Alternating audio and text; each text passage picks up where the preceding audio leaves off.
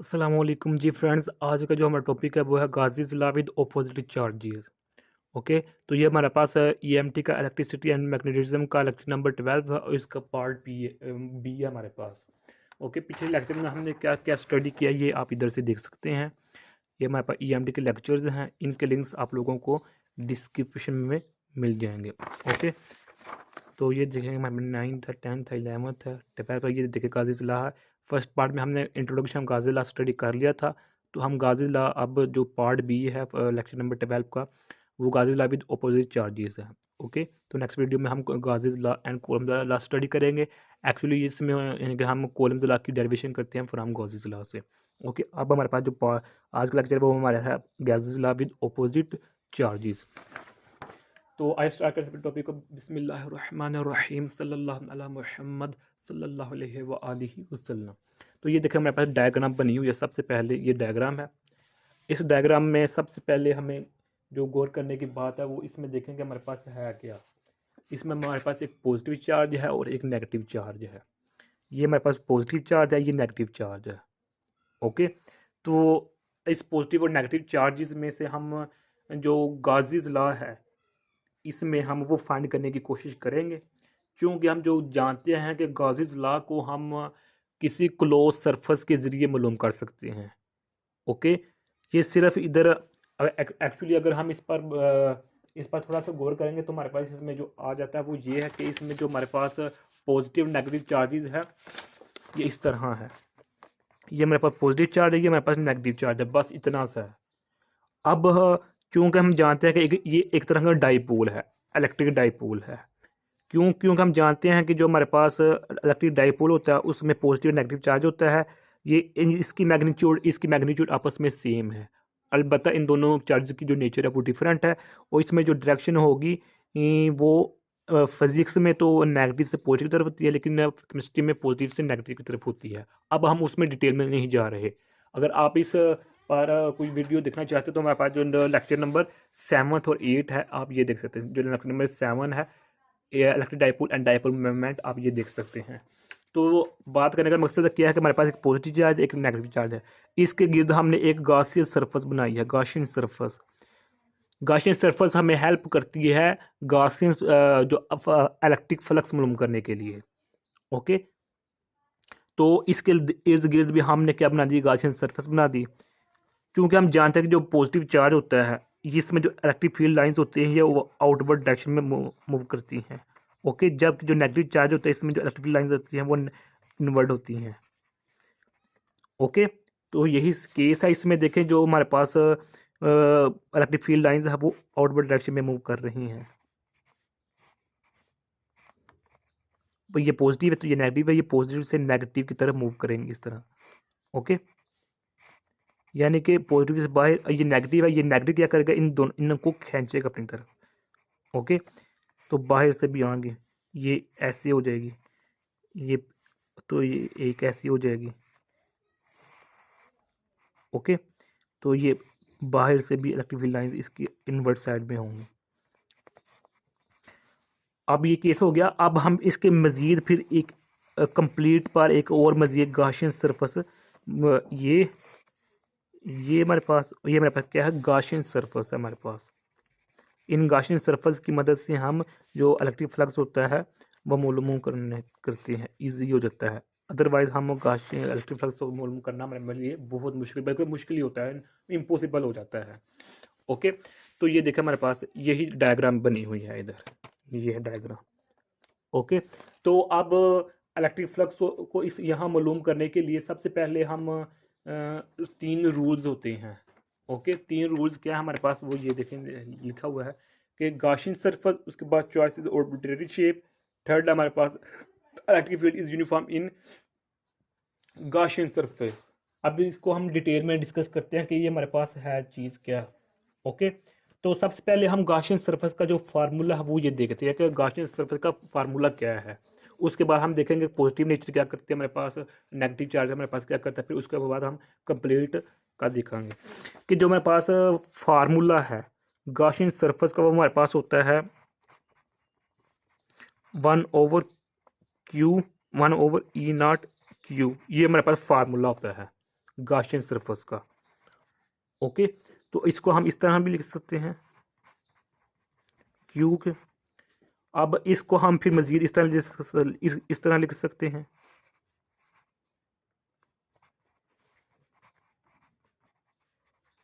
ये मेरे पास क्यू है।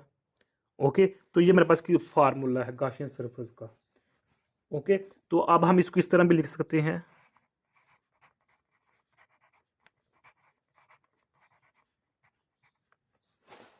Over E not Q. ये मुख्तलिफ फॉर्म है, ये भी फॉर्म है, ये भी फॉर्म है, ये भी फॉर्म है, ये भी फॉर्म है गॉसियस लॉ की। ओके हो गया। अब हम देखते हैं कि इस जो हमारे पास गाजीज लॉ है वो पॉजिटिव चार्ज में क्या इफेक्ट होता है उसका नेगेटिव। सबसे पहले हम ये पॉजिटिव चार्ज लिया, इस पॉजिटिव चार्ज के गिर्द हम क्या बनाया, गॉसियन सरफेस बना दी है। अब इस चॉइसेस और ऑर्बिटल शेप, इसका मतलब क्या है कि जो हम ये शेप बना रहे हैं ये लाजमी नहीं है कि जो हम शेप बना रहे हैं गॉसियन सरफेस या जो ये शेप बनाई है या जो हम ये शेप हमें बनाई है ये सर्कल ही हो। ये देखिए हमारे पास जो ये गॉसियन सरफेस है ये सर्कल है, ये भी सर्कल टाइप है, ये देखिए सर्कल टाइप नहीं है। तो ये लाजमी नहीं है कि गॉसियन सरफेस बनाने के लिए हम किसी भी चार्ज के गिर्द या किसी भी चीज़ के गिर्द सर्कल शेप बनाएं। हाँ, ज़रूरी जो इसमें बात है गॉसियन सरफेस में वो ये है कि इसका जो पहला पॉइंट है जहाँ स्टार्ट किया वहाँ उसका एंड पॉइंट हो, यानी कि आपस में पहला और लास्ट वाला पॉइंट आपस में मिलें ताकि क्लोज सरफेस हो जाए।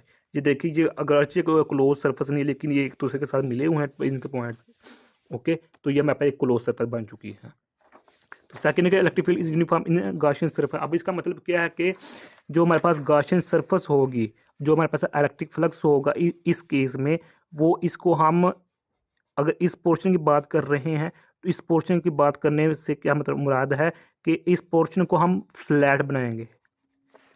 अब इसको हम मजीद देखते हैं कि ये देखिए हमारे पास एक सर्कल है, तो ये हमारे पास चार्ज है। तो जब यहाँ से इलेक्ट्रिक फील्ड लाइन बाहर गुजरेंगी तो यहाँ जो एंगल बनेगा वो हमारे पास एग्जैक्ट एंगल नहीं बनेगा, उस एंगल को फाइंड करना हमारे लिए मुश्किल हो जाएगा। तो इसलिए इस पोर्शन को हम इसको ऐसे निकालेंगे, तो इस पोर्शन को हम क्या करेंगे कि फ्लैट बना देंगे, यानी कि इस तरह फ्लैट कर देंगे ताकि जो इलेक्ट्रिक फील्ड लाइंस गुजर रही हैं यानी कि ये हमारे पास ई और जो वेक्टर एरिया है उसके दरमियान जो एंगल है वो सही तरह हमें नज़र आ जाए। तो यहाँ एंगल जो होगा हमारे पास ज़ीरो होगा। क्यों? क्योंकि जानते हैं हमारे पास ये वेक्टर एरिया है, वेक्टर एरिया का ये डायरेक्शन वो भी आउटवर्ड डायरेक्शन में है और इलेक्ट्रिक फील्ड भी डायरेक्शन वो आउटवर्ड डायरेक्शन, तो एंगल हमारे यहाँ पे जीरो बन रहा है। क्योंकि हम जानते हैं सपोज करें हमारे पास ये एक सरफेस है, इस सरफेस का ये प्लेन है जबकि इस सरफेस का जो वेक्टर है वो आउटवर्ड डायरेक्शन में है, यानी कि हमेशा किसी भी सरफेस का जो प्लेन और वेक्टर एरिया होता है एक दूसरे के परपेंडिकुलर होते हैं। ओके, तो यहाँ हमारे पास एंगल का होगा वो जीरो बन रहा है। अब यहाँ देखेंगे कि इस केस में हमारे पास ये थर्ड पॉइंट यही हमें बता रहा है। ओके, तो इन तीनों कुछ रूल को अप्लाई करके हमारे पास क्या आ जाएगा, इलेक्ट्रिक फ्लक्स आ जाएगा गाजी ज़िला में। ओके, अब हम बात करते हैं सरफेस वन की। इसको हम नाम दे रहे हैं, इस कंप्लीट S1 का नाम दे रहे हैं। ओके, और इसको हम नाम दे रहे हैं S2 का। ओके, ओके हो गया। अब क्योंकि ये पॉजिटिव चार्ज है ये नेगेटिव चार्ज है तो यहाँ से भी कुछ इलेक्ट्रिक फील्ड लाइन इस ऐसे डायरेक्शन में मूव करेंगे, पॉजिटिव नेगेटिव। तो जब हमारे पास ये इस यहाँ हम एक ले लेते हैं, ये हमारे पास क्या है, इस यहाँ पे हम एक गॉसियन सरफेस मान लेते हैं, इसको हम सरफेस S3 का नाम दे देते हैं। और जो ये हमारे पास वूल है इसको हम S4 का नाम दे देते हैं। अब हम बात करते हैं S1 की।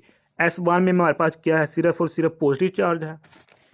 जो हमारे पास केस वन है S1 है उसमें हमारे पास सिर्फ पॉजिटिव चार्ज है। तो पॉजिटिव चार्ज है तो इसका क्या मतलब है कि इधर हमारे पास जो इलेक्ट्रिक फ्लक्स होगा, इलेक्ट्रिक फ्लक्स होगा वो हमारे पास पॉजिटिव होगा। क्यों? क्योंकि इसमें देखेंगे हमारे पास जो पॉजिटिव चार्ज की electric field line outward direction में है।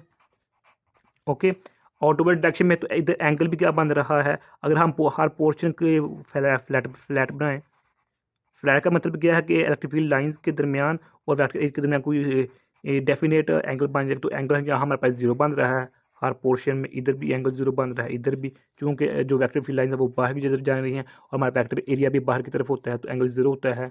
तो हमारे पास जो फार्मूला होता है इलेक्ट्रिक फ्लक्स का वो ई और डी ई के दरमियान ही होता है, तो यहाँ एंगल हमारे पास जीरो बन रहा है। तो इसका मतलब क्या है, हमारे पास जो इलेक्ट्रिक फ्लक्स है उसका फार्मूला यही होता है ना हमारे पास, डी ए कॉस थीटा तो कॉस की वैल्यू इधर क्या है, थीटा की वैल्यू 0 है, तो कॉस 0 क्या होती है 1 होती है, तो इसका मतलब है कि हमारे पास ये पॉजिटिव है, जो हमारे इलेक्ट्रिक फ्लक्स है ये पॉजिटिव है। ओके, अब इसमें यहाँ हम लिख देते हैं इलेक्ट्रिक फ्लक्स में हमारे पास जो होता है फ्लक्स वो क्या है, पॉजिटिव है। ओके, अब हम सरफेस टू की बात करते हैं। सरफेस टू क्या हमारे पास ये है, सरफेस टू में हमारे पास क्या है, नेगेटिव चार्ज है।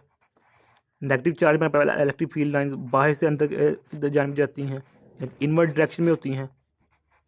ओके, तो इधर जो हमारे पास ये बाहर से अंदर की तरफ आ रहे हैं, जो इसका मतलब कि जो इलेक्ट्रिक फील्ड लाइंस है वो इनसाइड दी चार्ज है, इनसाइड दी चार्ज है, तो हमारे पास जो वेक्टर एरिया है वो आउटवर्ड डायरेक्शन है, यानी एक दूसरे के ऑपोजिट है। अगर इस पोर्शन की बात करें तो इसका वेक्टर एरिया क्या है, अपवर्ड डायरेक्शन में लिखने वाला इलेक्ट्रिक फील्ड लाइन इनसाइड है, तो एंगल क्या बना इधर हमारे पास 180 का। तो इसकी बात यही है, या सिमिलरली इस तमाम पोर्शन में ऐसा ही होगा। ये हमारे पास इलेक्ट्रिक फील्ड लाइन है, ये बाहर से अंदर जा रहे हैं, जबकि इस पोर्शन में जो हमारा वेक्टर एरिया वो आउटवर्ड डायरेक्शन में है, तो इधर भी एंगल क्या बन रहा है, 180 का एंगल बन रहा है। तो यहाँ 180 क्या होता है हमारे पास, ये फार्मूला किधर गया, ये फार्मूला है, इस फार्मूला को हम अगेन लिखते हैं। तो ई डी ए कॉज 180 या 180 पर वन कॉज 180 किसके होता है, -1 के इक्वल होता है। तो इधर मेरे पास जो फ्लक्स होगा वो नेगेटिव होगा, इधर हम लिख देते हैं फ्लक्स मेरे पास जो होगा वो नेगेटिव होगा। ओके, तो अब हमारे पास जो सरफेस 3 है, सरफेस 3 क्या किया है, ये मेरे पास ये सपोज किया हमने। सरफेस 3 में देखें हमारे पास हो क्या रहा है एक्चुअली। ओके, हमारे पास सरफेस 3 है, इसमें एक्चुअली हमारे पास हो क्या रहा है कि इसमें जो हमारे पास इलेक्ट्रिक फील्ड लाइंस हैं वो इस डायरेक्शन में है, यानी कि यहाँ से इंटर हो रही हैं, ये इतना सा हमारे पास सरफेस है, यहाँ से इंटर हो रही हैं और बाहर से निकल रही हैं, इधर से निकल रही हैं। इसका क्या मतलब है कि जो हमारे पास इलेक्ट्रिक फील्ड लाइंस हैं, ये लाइंस हैं, ये यहाँ से इंटर हुई, यहाँ से बाहर निकल गई, यहाँ से इंटर हुई, यहाँ से बाहर निकली। इसका मतलब है इस सरफेस में हमारे पास इलेक्ट्रिक फ्लक्स नहीं होगा। क्यों नहीं होगा, क्योंकि जैसे ही इलेक्ट्रिक फील्ड लाइन इसमें इंटर हो रही है इस सरफेस में, तो वो वैसे ही वैसे बाहर निकल रही है, जैसे जैसे इंटर हो रही हैं वैसे वैसे बाहर निकली हैं। तो इधर इसलिए हमारे पास जो S3 सरफेस 3 में हमारे पास जो फ्लक्स होगा वो 0 होगा। ओके, अब यहाँ एक मैं स्टॉप करता हूँ, एक क्वेश्चन का जवाब देता हूँ जो कि मैंने लास्ट लेक्चर में आप लोगों से पूछा था। ओके, लास्ट लेक्चर में मेरा क्वेश्चन ये था कि क्या ये बताएं कि ये लाजमी है कि अगर चार्ज किसी सरफेस के अंदर मौजूद हो तब ही इलेक्ट्रिक फ्लक्स हो सकता है, ये क्वेश्चन था। तो इसके लिए लाजमी नहीं है, लाजमी है और लाजमी नहीं भी है कि इलेक्ट्रिक फ्लक्स इसके अंदर मौजूद हो या ना हो। ये देखें, इस केस में हमारे पास इलेक्ट्रिक चार्ज के अंदर मौजूद नहीं है, इसका मतलब है इसके अंदर इलेक्ट्रिक फ्लक्स मौजूद नहीं है। ओके, जैसे जैसे लाइंस इसके अंदर इंटर हो रही हैं वैसे वैसे बाहर निकल रही हैं। ओके हो गया। तो अब हम बात करते हैं S4 में क्या हमारा सरफेस 4 क्या हमारे पास ये है, इसके अंदर हमारे पास पॉजिटिव चार्ज भी और नेगेटिव चार्ज है। इसका क्या मतलब है कि जितनी पॉजिटिव चार्ज से इलेक्ट्रिक फील्ड बाहर निकल रही है, मिसाल के तौर पर इस पॉजिटिव चार्ज से इलेक्ट्रिक फील्ड लाइंस बाहर निकल रही हैं 6, तो इस नेगेटिव चार्ज में भी जो इलेक्ट्रिक फील्ड लाइंस हो इंटर हो रही है वो भी 6 हैं। क्यों, क्योंकि हम जानते हैं कि ये हमारे पास एक इलेक्ट्रिक डाइपोल है, और इलेक्ट्रिक डाइपोल में जो हमारे पास चार्जेस की मैग्नीट्यूड होती है वो सेम होती है। तो इसलिए जितनी इलेक्ट्रिक फील्ड लाइंस इस चार्ज से बाहर निकलेंगी उतनी इलेक्ट्रिक फील्ड लाइंस इस चार्ज के अंदर इंटर होंगी, तो इसलिए एक दूसरे को कैंसिल कर देंगे। तो इसलिए हमारे पास सरफेस S4 में भी जो हमारे पास फ्लक्स होगा वो हमारे पास 0 होगा। ओके हो गया। अब देखेंगे, ये हमने फ्लक्स की बातें कर ली। अब हम देखते हैं कि जो हमारे पास यहाँ E होगा वो क्या होगा, इलेक्ट्रिक फील्ड लाइंस वो क्या होंगी, ये आउटवर्ड डायरेक्शन में होंगी। ये तो हमें पहले पता, लेकिन मैं मज़ीद लिख रहा हूँ। ओके, तो थर्ड बात क्या है, इसमें जो नेट चार्ज है वो क्या है, फर्स्ट केस में हमारे पास क्या है, पॉजिटिव है। ओके, अब पॉजिटिव चार्ज इसका मतलब क्या है, हमारे पास electric field line orbital direction में है, electric field line orbital direction इसका मतलब क्या है कि हमारे पास फ्लक्स क्या है, पॉजिटिव है। इस सिमिलरली यहाँ जो हमारे पास इलेक्ट्रिक फील्ड लाइंस होंगी इस केस में, तो वो हमारे पास क्या होंगी, इनवर्ट डायरेक्शन में। ये देखें डायग्राम में हम देख सकते हैं। ओके, ये देखें इनसाइड है, तो हमारे पास यहाँ क्या होंगी, इनवर्ड होंगी। तो नेट चार्ज हमारे पास होगा, इसका मतलब है कि नेट चार्ज इसके अंदर मौजूद है वो क्या है, नेगेटिव है। तो जिधर हमारे पास फ्लक्स ज़ीरो है तो इसका मतलब इलेक्ट्रिक फील्ड लाइंस भी ज़ीरो हैं। ओके, तो इलेक्ट्रिक फील्ड लाइंस ज़ीरो है तो नेट चार्ज भी ज़ीरो है हमारे पास। तो ये है, इसमें हमारे पास जो इलेक्ट्रिक फील्ड लाइंस वो भी ज़ीरो है, जो नेट चार्ज है वो भी हमारे पास क्या है, ज़ीरो है। तो ये आज का हमारा इतना सा टॉपिक था। ओके, तो मैं उम्मीद करता हूँ आप लोगों को इस वीडियो की समझ आ गई होगी। अगर फिर भी कुछ क्वेश्चन पूछना चाहते हैं तो कमेंट की सूरत में पूछ सकते हैं। और अगर आप लोगों ने अभी तक हमारे चैनल पाक एम एंड अकेडमी सब्सक्राइब नहीं किया तो सब्सक्राइब कर दे, लाइक शेयर कर दे। जज़ाकल्लाहु खैरा। अपनी दुआओं में याद रखिएगा। अस्सलामु अलैकुम व रहमतुल्लाहि व बरकातुहू।